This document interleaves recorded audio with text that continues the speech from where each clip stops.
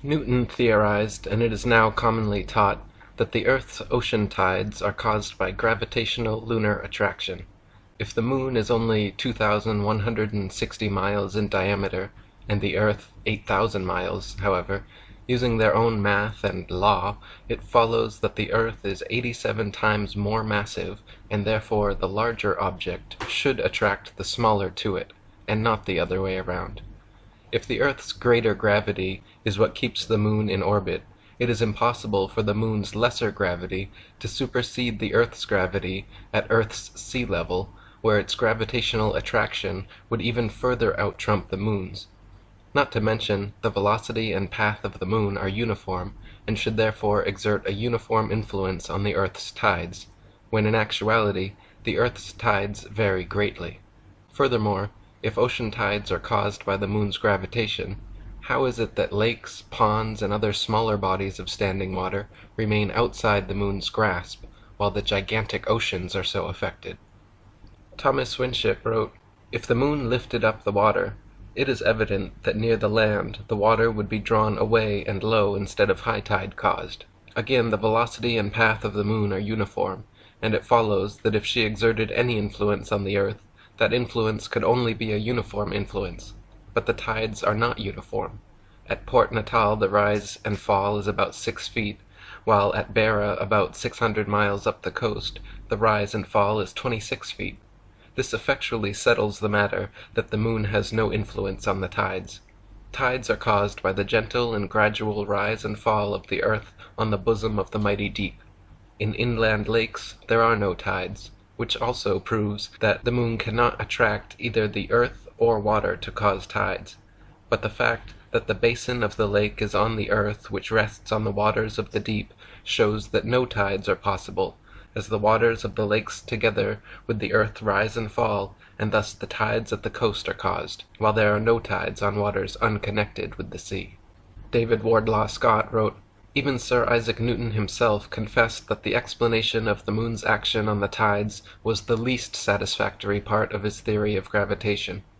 This theory asserts that the larger object attracts the smaller, and the mass of the Moon being reckoned as only 1/8 of that of the Earth, it follows that, if by the presumed force of gravitation the Earth revolves round the Sun, much more for the same reason should the Moon do so likewise, instead of which that wilful orb still continues to go round our world. Tides vary greatly in height, owing chiefly to the different configurations of the adjoining lands. At Chepstow it rises to 60 feet, at Portishead to 50, while at Dublin Bay it is but 12, and at Wexford only 5 feet. That the Earth itself has a slight tremulous motion may be seen in the movement of the spirit level, even when fixed as steadily as possible, and that the sea has a fluctuation may be witnessed by the oscillation of an anchored ship in the calmest day of summer.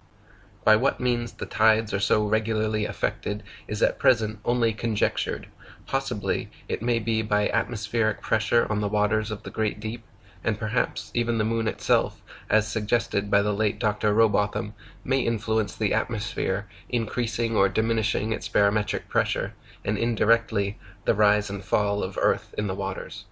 Dr. Samuel Rowbotham wrote, "It is affirmed that the intensity of attraction increases with proximity and vice versa. How, then, when the waters are drawn up by the Moon from their bed and away from the Earth's attraction, which at that greater distance from the center is considerably diminished, while that of the Moon is proportionally increased, is it possible that all the waters acted on should be prevented leaving the Earth and flying away to the Moon? If the Moon has power of attraction sufficient to lift the waters of the Earth at all, even a single inch from their deepest receptacles, where the Earth's attraction is much the greater, there is nothing in the theory of attraction of gravitation to prevent her taking to herself all the waters which come within her influence. Let the smaller body once overcome the power of the larger, and the power of the smaller becomes greater than when it first operated, because the matter acted on is now nearer to it. Proximity is greater, and therefore power is greater. How then can the waters of the ocean immediately underneath the moon flow towards the shores and so cause a flood tide? Water flows, it is said, through the law of gravity or attraction of the earth's center. It is possible, then, for the moon, having once overcome the power of the earth, to let go her hold upon the waters, through the influence of a power which she has conquered, and which therefore is less than her own? The above and other difficulties which exist in connection with the explanation of the tides afforded by the Newtonian system have led many, including Sir Isaac Newton himself, to admit that such explanation is the least satisfactory portion of the theory of gravitation. Thus we have been carried forward by the sheer force of evidence to the conclusion that the tides of the sea do not arise from the attraction of the moon, but simply from the rising and falling of the floating earth in the waters of the great deep. That calmness which is found to exist at the bottom of the great seas could not be possible if the waters were alternately raised by the moon and pulled down by the earth. Bearing this fact in mind, that there exists a continual pressure of the atmosphere upon the earth, and associating it with the fact that the earth is a vast plain stretched out upon the waters, and it will be seen that it must of necessity slightly fluctuate or slowly rise and fall in the water. As by the action of the atmosphere the earth is slowly depressed, the water moves towards the receding shore and produces the flood tide, and when by the reaction of the resisting oceanic medium the earth gradually ascends and the waters recede, and the ebb tide is produced. This is the general cause of tides.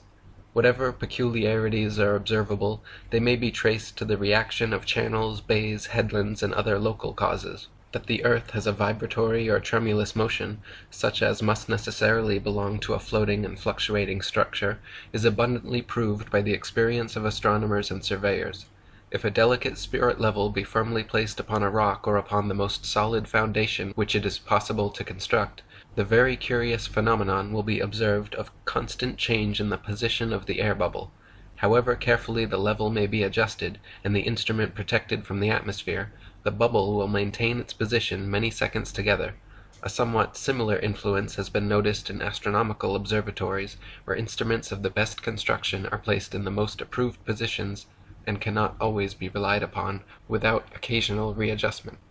If the moon pulled the tides due to its alleged gravity, then why does it only pull the ocean's water, and not all the world's lakes, marshes, ponds, and other inland waters? The tides are clearly a product of the interconnected ocean waters, and not the other waters of earth, and therefore caused either by the gentle rocking of the earth on the great deep, as stated by the above 19th century authors, or, if more ancient explorers can be trusted,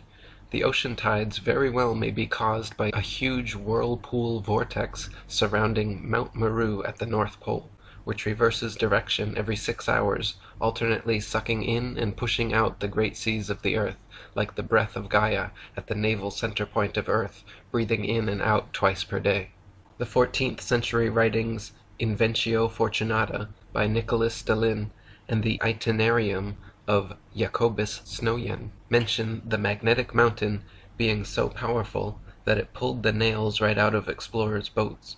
The encircling whirlpool and 4 directional rivers surrounding the mountain were said to change every 6 hours, causing the tides, comparing them to the breath of God at the navel of the earth, inhaling and exhaling the great seas. The cartographer Gerardus Mercator's 16th century map informs us that the waters of the oceans are carried northward to the pole through these rivers with great force, such that no wind could make a ship sail against the current. The waters then disappear into an enormous whirlpool beneath the mountain at the pole, and are absorbed into the bowels of the earth. On Gerardus Mercator's map he wrote, "A monstrous gulf in the sea towards which from all sides the billows of the sea coming from remote parts converge and run together, as though brought there by a conduit. Pouring into these mysterious abysses of nature, they are as though devoured thereby, and should it happen that a vessel pass there, it is seized and drawn away with such powerful violence of the waves, that this hungry force immediately swallows it up, never to appear again." Fridtjof Nansen has found mentions of a great northern whirlpool in Norse legends of the world's well, Velgamur, which causes the tides by pushing and pulling waters through its subterranean channels. Isidore of Seville, the Gesta Hemaburgenesis Ecclesiae Pontificum, the Topographia Hibernica of Giraldus Cambrensis, His description of the northern whirlpool is cited by Mercator, the Historia Norvegae, the Speculum Regale of Einar Gunnarsson, and a particularly interesting quote from the Langobard author Paulus Warnefridi, also called Diaconus, states, "And not far from the shore, which we before spoke of on the west, where the ocean extends without bounds, is that very deep abyss of waters which we commonly call the ocean's navel. It is said twice a day to suck the waves into itself, and to spew them out again, as is proved to happen along all these coasts, where the waves rush in and go back again with fearful rapidity. By the whirlpool of which we have spoken, it is asserted that ships are often drawn in with such rapidity that they seem to resemble the flight of arrows through the air, and sometimes they are lost in the gulf, with a very frightful destruction. Often, just as they are about to go under, they are brought back again by a sudden shock of the waves, and they are sent out again thence with the same rapidity with which they were drawn in." The Gesta Hammaburgenesis Ecclesiae Pontificum states that Archbishop Adalbert told a team of noblemen of Phrygia, around 1035 to 1043, to set sail to explore the North Polar region. As they headed north beyond Greenland, quote, "Of a sudden they fell into that numbing ocean's dark mist which could hardly be penetrated with the eyes, and behold, the current of the fluctuating ocean whirled back to its mysterious fountainhead, and with most furious impetuosity drew the unhappy sailors, who in their despair now thought only of death, onto chaos. This, they say, is the abysmal chasm, that deep in which report has it that all the backflow of the sea, which appears to decrease, is absorbed and in turn re-vomited, as the mounting fluctuation is usually described. As the partners were imploring the mercy of God to receive their souls, the backward thrust of the sea carried away some of their ships, but its forward ejection threw the rest far behind the others. Freed thus by the timely help of God from the instant peril they had had before their eyes, they seconded the flood by rowing with all their might." So in short, what is the cause of the tides? Well, it is clearly not the supposed gravity of the moon, a smaller object than the earth, far away from the earth, somehow pulling the tides up in a uniform way, as this doesn't happen. Alternately, it could be, as Samuel Rowbotham proposed, that it is simply the gentle fluctuation of the earth on the waters of the great deep causing the tides. However, this explanation alone fails to provide an answer for the regularity of tides coming in every 6 hours and going out alternately every 6 hours, to which these ancient explorers offer a possible explanation, and this also, curiously, could be why the flight and sailing restrictions at the North Pole, why people like Rodney Clough were turned away when their vessel tried to explore the North Pole. Russian military vessels and other ships explore the area, making sure that we don't take our own independent explorations to the North Polar region. So what are they hiding there? Does this magnetic Mount Meru actually exist? Is there actually a whirlpool spinning around it with 4 directional rivers constantly sucking in and pushing out the waters of the earth in 6-hour intervals? It sure would be nice if the UN and world governments would allow us to independently explore the Arctic and Antarctic so we could find answers to questions like these.